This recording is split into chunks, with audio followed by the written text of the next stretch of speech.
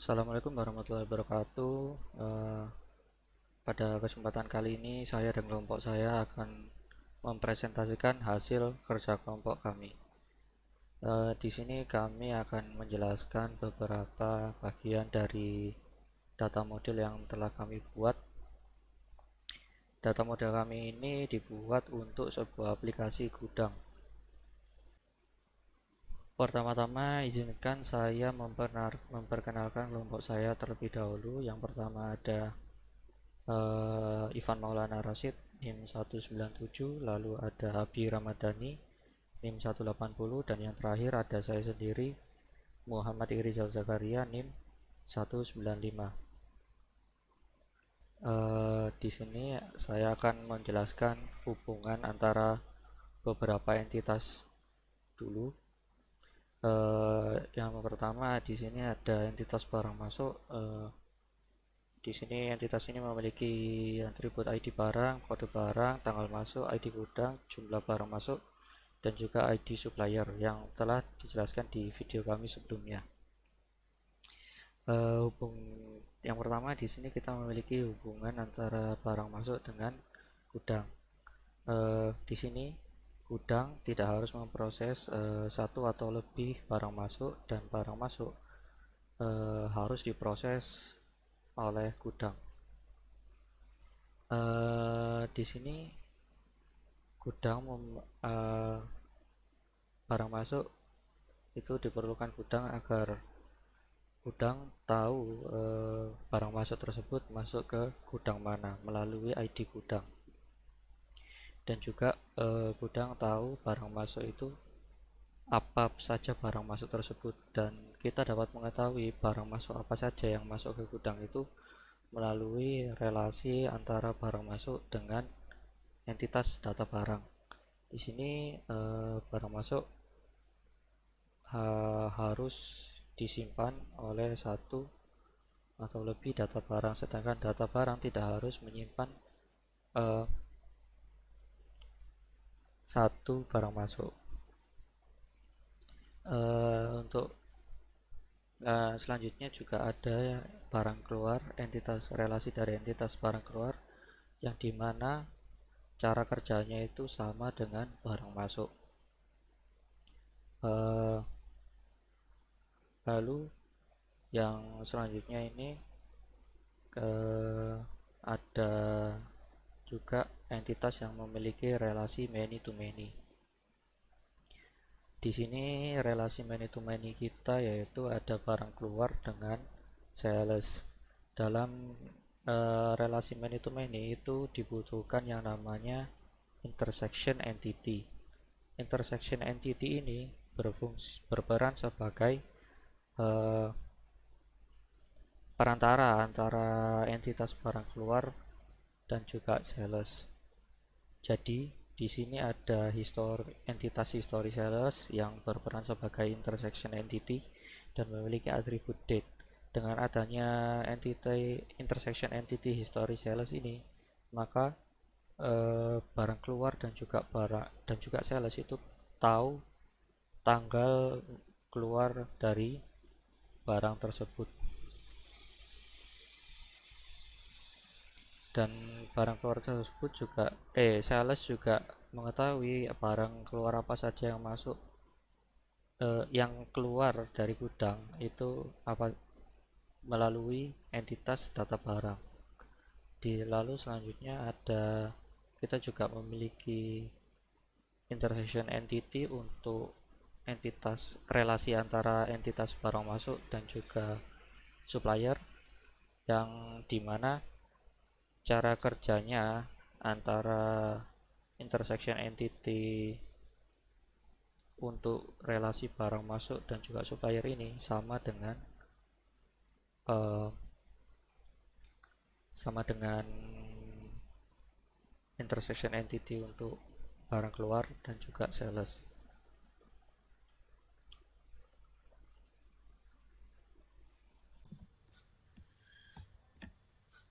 Saya akan menjelaskan entitas lokasi. Kenapa terdapat entitas lokasi. Entitas lokasi berfungsi untuk memberikan data lokasi dari gudang-gudangnya. Di dalam entitas lokasi terdapat atribut ID lokasi, alamat, kode pos, dan kota. Dan atribut ID lokasi merupakan primary UID dari entitas lokasi yang berfungsi untuk membedakan antara lokasi satu dengan lokasi yang lainnya. Dan terdapat atribut alamat, kode pos, kota sebagai mandatori yang wajib diisi. Nah, antara entitas lokasi dan gudang terdapat relasi, yaitu memiliki dengan kardinalitas one to one dengan opsionalitas relasinya yang dari yang terdapat pada gudang. Jika satu lokasi tidak harus memiliki satu gudang dan satu gudang harus memiliki satu dan hanya satu lokasi. Selanjutnya yaitu entitas sales. Entitas sales merupakan sebuah entitas yang berfungsi untuk memberikan user untuk mengeluarkan barang-barang dari gudang. Di entitas sales terdapat atribut ID sales, atribut nama sales. Atribut ID sales bersifat primary UID, yaitu untuk membedakan sales satu dengan sales yang lainnya, dan nama sales dengan mandatori yang wajib diisi. Antara entitas sales dengan entitas barang keluar terdapat relasi dengan kardinalitas many to many.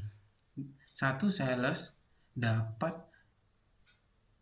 memintai satu bahkan lebih dari satu barang keluar, dan barang keluar dapat dimintai oleh sales satu ataupun lebih dari satu sales.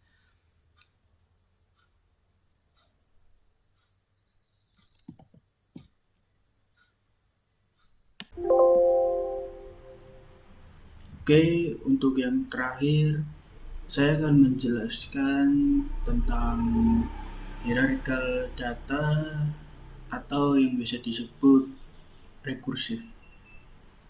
Dari kelompok kami ada sekian banyak entitas seperti membership, lokasi, gudang, barang masuk, data barang, barang keluar, history, sales, dan gudang. Mungkin yang ada rekursifnya hanya pada entitas karyawan. Saya akan menjelaskan relationnya pada entitas karyawan tersebut. Jadi yang pertama adalah satu karyawan tidak harus memimpin satu atau banyak karyawan. Karena di sini opsional, jadi tidak harus. Dan sebaliknya, ketika yang dipimpin ini satu karyawan harus dipimpin oleh satu karyawan. Contohnya yang memimpin ini seperti manajer, direktur, atau HRD. Pokoknya yang jabatannya yang di atas gitu untuk memimpin. Sebaliknya yang dipimpin ini contohnya seperti karyawan pabrik atau seperti sekretaris, administrasi, dan lain sebagainya. Kenapa di sini kok harus? Karena di sini mandatori, beda dengan yang sini optional. Mungkin itu saja penjelasan dari kelompok kami. Mohon maaf jika ada salah kata. Assalamualaikum warahmatullahi wabarakatuh.